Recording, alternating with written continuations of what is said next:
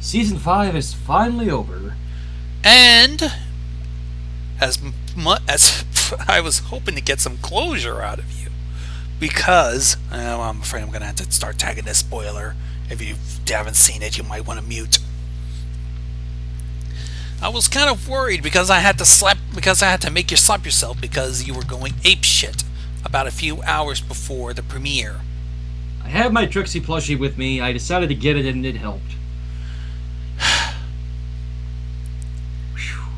I'm probably going to have a complaint from West Coast Psycho about you. I'm worried if you were, going to fucking lose it again. I'll be fine. It's over now, so... Especially with the result.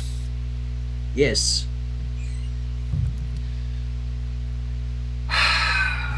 Before that, I'd just like to kind of give my thoughts and feelings on Season 5 as a whole. Well, if you want.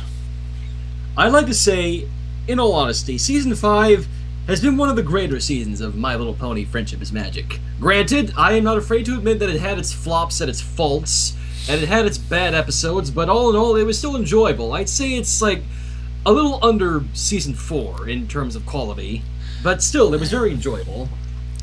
Alright, that can work. Yes. Yeah, everybody, Final Prank going, Princess Spike! Yeah, again, I will say that, yes, the season did have its stinkers. Princess Spike and to an extent, Party Pooped and the Who Fields and McColts being some of the more bigger culprits of that trait. Because I think we all can agree that Princess Spike was one of the worst episodes of this season. Yeah, if not the worst. If not the worst. Yeah, it was season. Just what the fuck were they thinking? Well, this was Nick Confalone, and this was one of the writers of Johnny fucking Test, I should point out. Oh my god, that explains why it sucked so bad. Yeah, in fact, 2 of the new writers this season were from fucking Johnny Test. Oh, excuse me, this wasn't Nick Confalone, that was Neil Dussadow, also from Johnny Test. Oh god. Yeah. Ironically, the Party Poop was written by Nick Confalone. That's the one I was telling me about. Yeah. So 2 of the terrible episodes were due to writers from Johnny Test. Yes. Ironically, though, Nick Confalone, the second Johnny Test writer, he did write Party Poop, but then he also wrote the much better episode Hearthbreakers with Applejack going to visit the Pies for hearthwarming. If you remember that one. I have yet to get to that, but I probably will see it tomorrow when I stream all of the second half tomorrow. And also, in terms of new writers, we had, I'm sure you remember the author G.M. Barrow, the one who wrote the MLP children's books. No, I haven't read the MLP children's books, nor do I have ever read the comics or anything else of that stuff. Well, she wrote those chapter books. She also wrote an episode for the season, though. You may remember the one where Pinkie Pie knows, the one where you actually find out that Princess Cadance and Shining Armor are going to have a baby. And Frist is not happy about it. Frist 44, the moderator for Cheerilee's Chalkboard, he was not thrilled about it. Wow. He didn't take the news rather well. He ended up having his little Draken Pony hybrid pull his heart out of his chest and stick it on his own goddamn horn. It was a very ugly. It was a very ugly sight. I'm not going to question that. Well, here's the thing. Because, remember, we had a toy from Hasbro named Princess Skylar. Oh, yeah. Yeah, I remember that. We was hoping that it wouldn't come up within the My Little Pony series. Right. Because because you know how Hasbro is. They have ideas for toys, and they're pushing stories and movies based on those toys. We were hoping that wouldn't be the case with Princess Skylar. Yeah. Now with Cadance's pregnancy announced, it might be that little abomination might actually see the light of day through the show. Honestly, I don't know. I guess you think maybe seriously, a 4th alicorn? Twilight's the fourth alicorn, dumbass. Seriously, how did you Thank not? you. Oh, fifth alicorn. Excuse Thank me. you. Thank you. Daniel. You're good. Okay, hang on. In Ninja Real Order says, let it be known, Carrot Cake and Shining Armor are the only sellings in Equestria to actually get some ass. Yeah, seems fucking Big Mac is high and dry. Maybe because he started cross-dressing. Carrot Cake, I'm trying to... Who the hell was Carrot Cake? Mr. Cake. Right now. Oh, alright. Excuse me. It didn't come to me for a second there. Yeah. Big Mac's been left high and dry. Maybe because he started cross-dressing and it turn his ponies off. I don't know. Speaking of the cross-dressing, I actually thought the Brotherhood Social episode was actually kind of cute. Yes, it did stir a bit of stupid controversy with its whole quote-unquote transgender hate thing, which I still thought... Which is non-existent, I don't think. Non-existent, yeah, not at all. And I actually thought it was really nice to see Big Mac actually get a full-on speaking role. I think the only other time he ever had that was all the way back in goddamn Season 2 with that one particular episode. Well, hold on. He had a decent, coherent speaking part in Apple Bucking Season. He was trying to tell Applejack that it was a bad idea to be bucking all the apples by themselves. And then you got plus hundreds of apple trees, it just doesn't add up. Then you got the Hearts and Hooves Day, where he would pretty much went all, schmoopy-doo. Schmoopy-doo! Don't fucking start! I had to, sorry. And now the Brotherhood Social. Well, and then again, he also did have a kind of an extended speaking role in Bloom and Gloom, the one where the final episode in the trilogy of the episodes where Princess Luna visits the CMC. Yeah, Speaking of the CMC, I am still overjoyed that this season the Cutie Mark Crusaders finally got their fucking Cutie Mark. Much to everybody's chagrin on what they should have been. Still, I couldn't have been the only one that was overjoyed that this finally happened. Thank God. I needed some closure. But still, it was nice to see them finally get their marks after, 5 years of trying to get them? And countless amounts of property damage, the strayed hairs of their elder sisters, minus Rainbow Dash because they're not related. Yeah. And, yeah. Speaking of going back to the previous seasons, we also had the episode of Mending Fences, where we find out it really is a coming-of-age point in the whole story of Friendship is Magic. Wouldn't you agree? I haven't seen Mending Fences, I don't think. I don't remember. It was the one where Twilight tries to make amends with her friend Moon Dancer. Oh, right, fuck. Yeah. And we actually find out that this was a problem that started all the way back from Season 1 of all places, which I thought was actually really well done. One of the better episodes of this season. So, yeah, that was actually pretty nice. And, well, I guess now you're probably wanting to hear what I came here for, right? Might as well just get this out of the way. Alright, I'll jump into it. Let's talk about the season finale, the Cutie Remark. How about we try to keep this simple and short with a few questions? Alright, so where do you want me to start? Why was Starlight such a bitch? Okay, I guess this is something I wanted to know from the very start. Why did she develop this whole attitude of cutie marks bring nothing but trouble? And believe it or not, she actually does show Twilight and Spike why she hated the cutie marks. She actually does take them back in time to a point in her life when she started out. Turns out, as a filly, she had a friend named... what the fuck was her name? What was his name? I have the wiki popped up, so... what the hell was her story? Sunburst. She had a friend named Sunburst. And one day, after saving her from being crushed by a pile of books, he ended up getting his cutie mark. And, well, after that, they basically lost contact. And he left for Canterlot to study magic, and she felt abandoned. And so she never made a friend out of fear that a cutie mark would take them away, too. That's kind of terrible. I mean... You saw how Apple handled her friend becoming a cutie mark, getting her cutie mark. That was her sister. And Babs, remember? No, no. Do you remember Call of the Cutie? Oh, season 1, was it? Yeah. It's been a Basically, while. It's been a while. It's yeah. been a while since I've seen the past season, so you'd have to excuse me. I do remember. She used to have a friend, Twist. Oh yeah. And that Okay, happened. okay. Now it's coming back to me. Now I remember. All right, now it's coming back to me.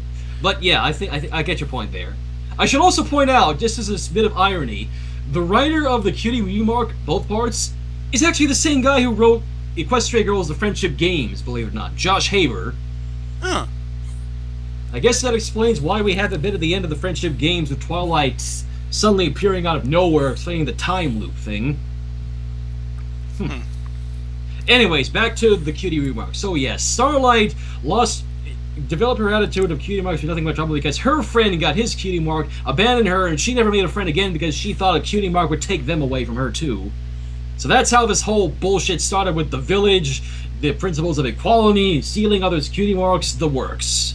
And believe it or not, throughout the entire episode, Starlight makes it perfectly clear that she is still incredibly sore towards Twilight about what happened at the village. Well, gee, why would she be that upset? Because her idea of fucking conformity is not very, concrete. Yeah. But anyways, so basically the entire point of this episode of the Cutie Remark is that Starlight finds a spell made by of all people, Star Swirl the Bearded. God damn it. And basically what she uses is that, actually, believe it or not, she actually alters, I like to correct myself, she alters a spell made by Star Swirl the Bearded, so she can go back in time and stop the Sonic Rain Boom. So yes, it seems my theory about this was alright. She goes back in time to stop the one event in time that started everything. And what did that result in? Oh boy, the amount of damage that one event alteration causes. Okay, so you want me to just run this down and be as spoilerific as possible, because I can totally do that. Well, here's what I can try to go just on that alone. If the Sonic Rainbow didn't happen, none of the friends would have gotten Cutie Marks or none of that stuff. Oh, it is shown to be much worse than that. Okay, so first, what happens is that we see Starlight go back in time when the Sonic Rain Boom is supposed to happen. She essentially stops Rainbow Dash from right in the peak of her flight. She stops Rainbow Dash right in place, and that stops the Sonic Rain Boom. Right? Okay. So then, when Twilight and Spike are pulled back into the present Equestria, they find that the Twilight's castle is completely gone, sans for the Cutie map, and all of Ponyville is in ruins. Sweet Apple Acres is now an industrial plant selling processed apples, and above it all, King Sombra was never defeated and is essentially the Crystal Empire is run out of control, and Sombra's leading is essentially what is the Third Reich against Ponykind and Princess Celestia's army. Like, literally, they show a fucking war between Celestia's forces and King Sombra's forces. We see alternate universe versions of Rainbow Dash and Pinkie Pie and even Maud fighting against Sombra's forces, and even then, heavy losses. What I would have imagined, though, is that since the friends never got together and the elements of harmony never happened again, all of the villains that were defeated would have eventually tried to claim a stake of the Equestrian Empire. Oh, I'm going to get to that in a moment. I'm not done talking about this. Okay, so basically, after seeing all this, Applejack doesn't know who the hell Twilight is, of course. So what ends up happening is that Spike actually still has a spell from Star Swirl. So what happens is that Twilight decides to go back in time to when Starlight went back in time, is to basically stop Starlight from stopping the Sonic Rain Boom. Unfortunately, she gets stopped right in her place. And when she eventually does break out of the blog that Starlight puts her in, we find Starlight essentially talking to Fluttershy and the bullies, conforming them to her principles, and convincing them to be friends, thus stopping Fluttershy from falling out of the clouds and not experiencing the Sonic Rain Boom again. So now, when Twilight is sent back to the present Equestria again, this time the Everfree Force is completely outgrown, and we find that Zecora now is part of a resistance against Queen Chrysalis. Because in this second alternate timeline, Queen Chrysalis took over Canterlot and essentially pushed all of the ponies back into the Everfree Forest, and they were essentially afraid of being chased off by changelings. In fact, right before Twilight hits the cutie map again, Queen Chrysalis actually finds the resistance along with their changeling army, and they nearly almost get away with it. No joke. So more death without, harmony. Yes. So, once again, Twilight then tries to basically use the cutie map and go back in time to when Starlight went back in time, when Twilight went back in time to stop Starlight from altering time again. This time, however, sorry, I'm trying to continue. You're getting ahead of yourself. Basically what happens, Starlight and Twilight get into a big magical duel, and we see just how much of an equal in power that Starlight and Twilight are. They are, like, literally almost equal in power, I shit you not. And unfortunately, this is enough of a distraction to stop Rainbow Dash from finishing the race again. So now, when Twilight is sent back to the present Equestria again, this time, Nightmare Moon has taken over Equestria and forced Celestia into the moon. Great. Eternal night. No crops. Ponies will die. Boom. It's actually pretty funny because when Nightmare Moon shows us that Celestia is in prison of the moon is rainbow colored. I actually really like that detail. Ooh. Yeah. So once again, Twilight is able to escape Nightmare Moon after a bit of a negotiating. So once again, she tries once more to try and stop Starlight from altering time. And unfortunately, it doesn't get any fucking better. And what follows is essentially a sequence of Twilight unintentionally fucking over the time herself in trying to stop Starlight from altering time.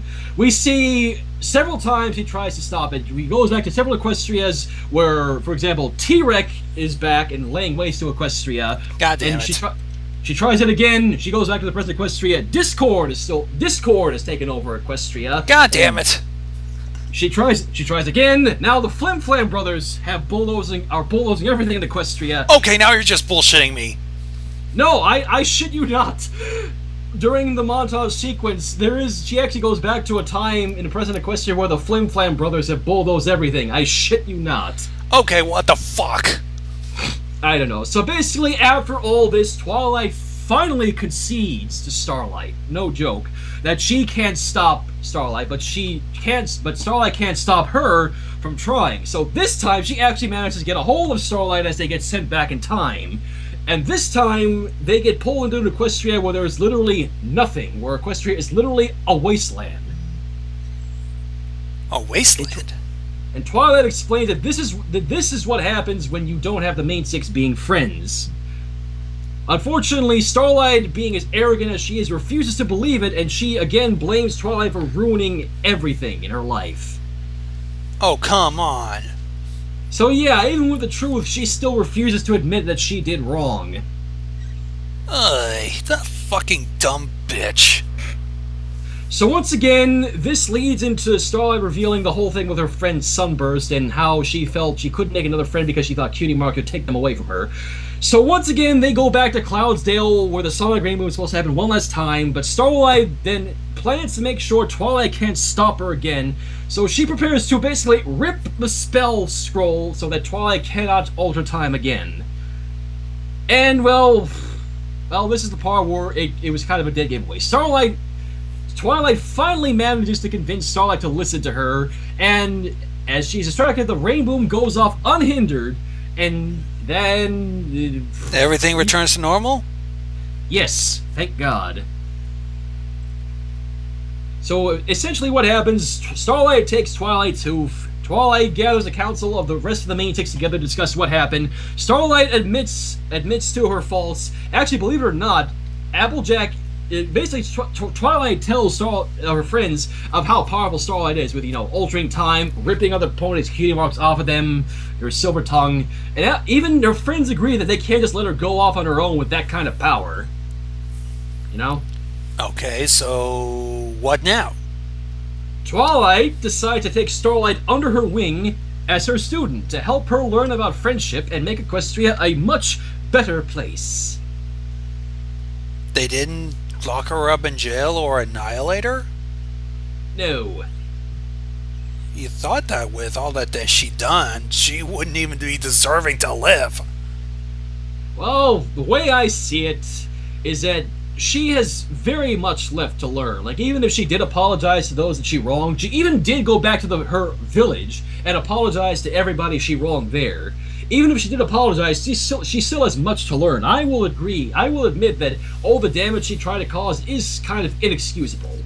But in the end, who knows? Maybe come season 6, the overarching story of that season could be Twilight teaching Starlight to better use her magic, you know? Hopefully not to, cause a fucking menace. And, well, as I see it, you know, I'm satisfied with Starlight being reformed. I mean, mind you, as I said, she has much to learn, and she is nowhere even near the level of ponies like, say, Sunset Shimmer and Trixie, and to a lesser extent Diamond Tiara, but she's okay in my book now. Alright. With that but out really, of the way. But Wait, really, I can agree. Some of my friends actually don't like Starlight being reformed, like Psycho and T-Rocka are two of the prime examples of this. And the way I see it, this is how I see it. You know, she may be reformed in the show, but that doesn't mean you can't, make her a villain in fan works. I mean, that's what they're there for. She can still be a villain, you just have to write her that way. You know?